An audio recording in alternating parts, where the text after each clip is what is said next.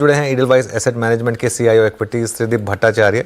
उनसे समझते हैं कि मार्केट में इस समय क्या आपके लिए स्ट्रैटेजीज रहेंगी। त्रिदीप जी, गुड आफ्टरनून। बताइए, बजट से नमस्कार। बजट से पहले क्या एक सेंस बन रही है कि अब मार्केट तैयार है बस मूव ऑन करने के लिए?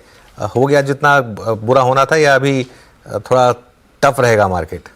नहीं, मेरे ख्याल में मार्केट को पूरी तरीके से रिकवर करने के लिए थोड़ा समय लगेगा, और उसका कारण ये है कि ये जो करेक्शन है ये थोड़ी सी अर्निंग्स ड्रिवन करेक्शन है।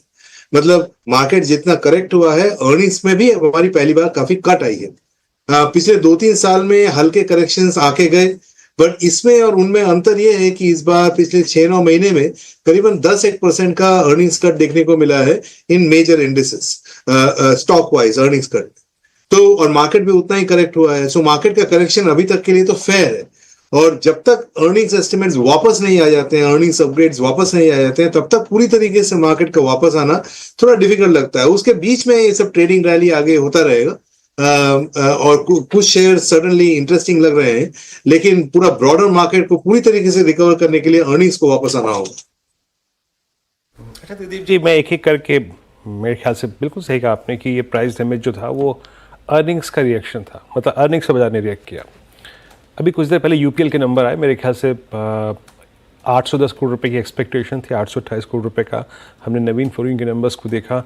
एसआरएफ ऑलमोस्ट नंबर्स ठीक ठाक थे, थोड़ा बहुत मार्जिन्स पे मेरे ख्याल से 100 बेसिस पॉइंट का इम्पैक्ट था, बट मोर और लेस जिस प्रकार के नंबर्स केमिकल्स ने दिए इस बार, आपको एक सीरियस बॉटम क्रिएशन इन केमिकल नज़र आ रहा है? मतलब फर्दर मेरे ख्याल से जब मैं आपकी ज़ुबानी में बोलूँ तो यहाँ से अर्निंग्स के इम्प्रूव होने के चांसेस ज़्यादा लग रहे हैं आपको? अर्निंग्स बॉटम आउट होने के चांसेस ज्यादा लग रहे हैं, बात आपकी सही है। जो इसमें समझने वाली बात है, जो हमें समझना होगा वो ये है कि देखिए, केमिकल सेक्टर में the big daddy in town is China, और उनका क्या रुख होता है towards some of the products जहां ये कंपनीज हैं, उसको समझना होगा।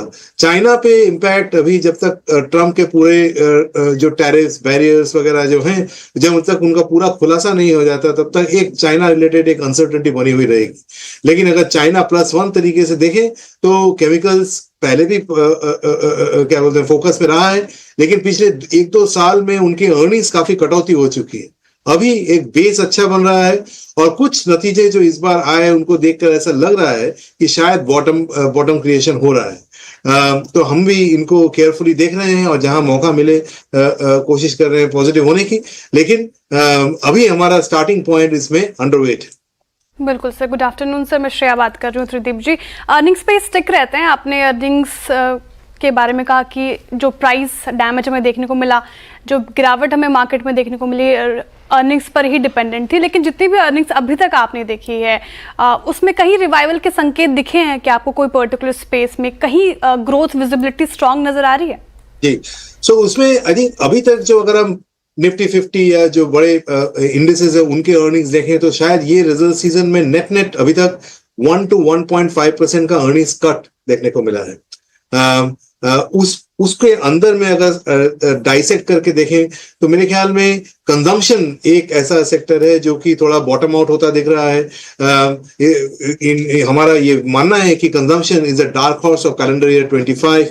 अर्निंग्स यहाँ से और अगले 1-2 क्वार्टर में बॉटम आउट होके पॉजिटिव होने का चांसेस है, गिवन दैट रूरल कंजम्पशन एक बेहतर करने की उम्मीद है। तो एक कंजम्पशन में थोड़ा बॉटम आउट होता दिख रहा है। केमिकल्स के रिजल्ट्स कुछ इंटरेस्टिंग है, worth analysing whether they are truly bottoming out or not। और तीसरा मैं कहूंगा एनबीएफसीज में कुछ आंकड़े ऐसे आए हैं जो कि एक्सपेक्टेशन से बेहतर हैं, और आगे चल के अगर रेट्स कम हो तो उनसे एनबीएफसी सेक्टर को एक बेनिफिट भी मिल सकती है। तो ये 3 सेक्टर ऐसे हैं जो इंटरेस्टिंग रहे इस रिजल्ट सीजन में, पर बाकी जगह तो अर्निंग्स कट ही देखने को मिला। ओके, आईटी और फार्मा पर आपका क्या व्यू रहेगा? ये 2 सेक्टर्स थे जिन्होंने पिछले साल काफी आउट परफॉर्म किया था इस साल, लेकिन शुरुआत में थोड़े लड़खड़ाए हैं दोनों sectors. Ji, so I think वो तो थोड़ा प्रॉफिट बुकिंग के तौर पे लूंगा, बट मेरे को बिटवीन दीज 2 आईटी में थोड़ा मैं ज्यादा पॉजिटिव हूं। वो इसलिए क्योंकि अगर आप ट्रम्प की जो नैरेटिव के में अगर बिलीव करें कि कोई यूएस की हेल्थ, कॉर्पोरेट्स की हेल्थ और वहां पे टैक्स कट वगैरह अगर हो जाए तो यूएस कॉर्पोरेट्स की टैक्स हेल्थ अगर इंप्रूव हो तो उसका इनडायरेक्ट बेनिफिट एक आईटी सेक्टर को मिलेगा। दूसरा, मेरा ये मानना, ये जो डीप सीक चाइना ने लॉन्च किया है, which effectively is democratization of AI. तो अभी तक जो प्रॉफिट पूल था ये कुछ यूएस डिपेंडेंट सॉफ्टवेयर कंपनीज के पास था, ये अभी ब्रॉड बेस होगा। जब ये ब्रॉड बेस होगा तो आईटी सर्विसेज कंपनीज जिसमें हमारे वेंडर्स काफी पारंगत हैं, उनके लिए एक नया अपॉर्चुनिटी ब्रॉड बेस तरीके से आ पाएगा।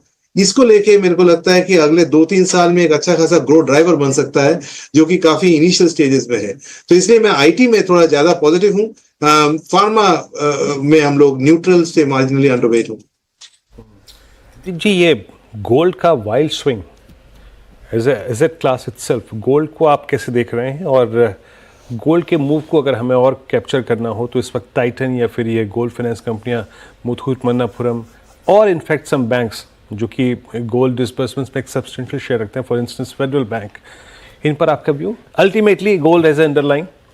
मेरा मानना है कि देखिए, जो जिस माहौल में हम हैं, अगर आज से 5 साल पहले का समय कंपेयर करें अभी के समय से, we are in inflationary environment. Interest rate शायद कटे ये साल इंडिया में और यूएस में भी, बट नेट नेट उसका जो रेट होगा वो फिर भी पिछले 4-5 साल के मुकाबले ज्यादा होगा। ऐसे माहौल में, इन्फ्लेशनरी एनवायरनमेंट में, 2 एसेट क्लास का इन्वेस्टर्स के पोर्टफोलियो में होना जरूरी है। एक है इक्विटीज और दूसरा है गोल्ड। जब चीजें अच्छी चल रही हो तब equities are the best non inflation hedge, और जब चीजें नहीं अच्छी चल रही हो then gold is a good buffer. इस पॉइंट ऑफ व्यू से मैं पिछले 1-2 साल से गोल्ड में पॉजिटिव रहा हूं। मेरे को अभी भी लगता है कि gold as part of investors asset class should be there. Near term prices के बारे में मैं कमेंट नहीं करना चाहूंगा, but as asset allocation certainly deserves a closer look. जी सर। त्रिदीप जी, मेरा सवाल 2 सेक्टर पर है, एक एफएमसीजी, दूसरा बैंकिंग। आपको क्या लग रहा है सर, जिस तरीके से एफएमसीजी ने पिछले साल परफॉर्म किया था, काफी वर्स्ट परफॉर्मेंस रहा था, इस साल क्या लग रहा है सर, बजट में कंजप्शन को बूस्ट मिलने से क्या ये सेक्टर आउट परफॉर्म कर सकता है इस साल? साथ ही बैंकिंग सेक्टर में क्या हमें एक बूस्ट देखने को मिल सकता है आरबीआई पॉलिसी के आने के बाद? तो इन दोनों सेक्टर को मैं एक लेवल नीचे जाके एनालाइज अगर करूं, सो कंज्यूमर सेक्टर को अगर आप देखें तो उसमें डिस्क्रिशनरी जो एक लग्जरी एंड है वो तो बेहतर कर रहा था, लेकिन जो मास कंजम्पशन है उसमें, जो अर्बन कंजम्पशन है उसमें स्लो डाउन है। रूरल कंजम्पशन टेक अप कर रहा है। सो वैसे कंपनीज को देखना पड़ेगा विद इन एफएमसीजी जिनका कि रूरल सेलियंस ज्यादा हो, और जहां उनमें एक बेहतर रिकवरी देखने को मिल सकता है। एफएमसीजी में एक चीज से बच के रहना होगा, वो है कि सम इनकम्बेंट्स, कुछ जो एग्जिस्टिंग कंपनीज हैं, they are losing market share to disruptive companies which is quick commerce. ये जो ट्रेंड है ये आगे चल के और एक्सेलरेट होने वाली है, तो इससे इंपैक्टेड कंपनीज से दूर रहना होगा। उसको छोड़ करके जो बाकी बना सबसेट, वो मेरे ख्याल में बेहतर करने का रुझान है। विद इन फाइनेंशियल्स, आज तो फाइनेंशियल्स काफी ब्रॉड सेक्टर है, बैंक्स, एनबीएफसीज, पीएसयूज, इसमें हमारा खासा पॉजिटिव ध्यान एनबीएफसीज की तरफ थोड़ा ज्यादा है। बैंक्स में हमें लगता है कि the best times are probably kind of behind. आगे एक एनपीएम और निम्स के प्रेशर्स बन सकते हैं, लेकिन एनबीएफसीज के लिए मुझे लगता है कि वैल्यूएशंस रीजनेबल है, अर्निंग्स ग्रोथ भी अच्छा है, और अगर आगे रेट कट होते हैं तो उनको बेनिफिट भी हो सकता है। ओके, मार्केट मीनवाइल ये हफ्ता काफ़ी अच्छा रहा है मार्केट के लिए, करीब 1.8% के गेंस रहे हैं निफ्टी पर as we head into budget. अच्छा, सिंस आपने बात की थी वो क्यू कॉमर्स वाली कंपनियों की, डिसरप्टर्स की, अब तो वो भी लिस्टेड हैं, उन्हीं की बात कर लेते हैं फिर। वो है क्या आपके पोर्टफोलियो में? जी है। हमने इनको पिछले, मान लीजिए, बड़े अच्छा, जब से वो प्रॉफिट की बात करने लगे हैं तब से हम उनके शेयर होल्डर्स हैं। सो हमारा ये न्यू एज कंपनीज में हमेशा ये रुक रहा है कि भले ही वो न्यू एज हो चाहे ओल्ड एज हो, कंपनीज जब तक प्रॉफिट बनाए तब तक ठीक। तो हमारे पास है, हमने उससे अच्छा खासा गेन भी किया है पिछले 1-2 साल में। ये स्पेस में भी अभी कंपटीशन आना बाकी है, तो इतनी आसान नहीं रहेगी, लेकिन ये काफी ग्रोइंग सेगमेंट है। अगर आप फूड डिलीवरी और क्विक कॉमर्स इन दोनों को मिला के देखें, food delivery is a far bigger market, तो मेरे ख्याल से इनके तारे आगे काफी बुलंद रहेंगे।